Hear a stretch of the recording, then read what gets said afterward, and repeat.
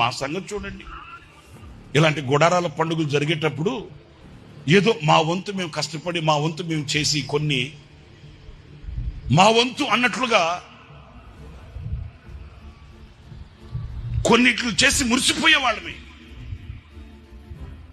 మన ఆత్మీయ తండ్రి దైవజనులు యేసన్న గారు ఈ బాధ్యతలన్నీ, ఈ భారమంతా ఆయన ఒక్కడు భుజస్కంధాల మీద మోసిన నాడు ఇంత భారం ఉంటుందా అని మాకు కూడా ఆనాడు తెలియలేదు, ఈనాడు తెలిసి వచ్చింది.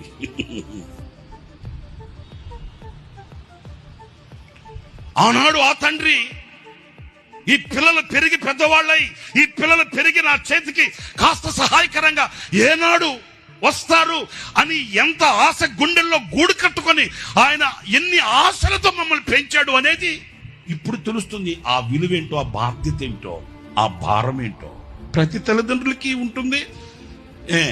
ఆ భారం తెలియాలంటే ఆ స్థానానికి మనం ఎక్కి రావాలండి.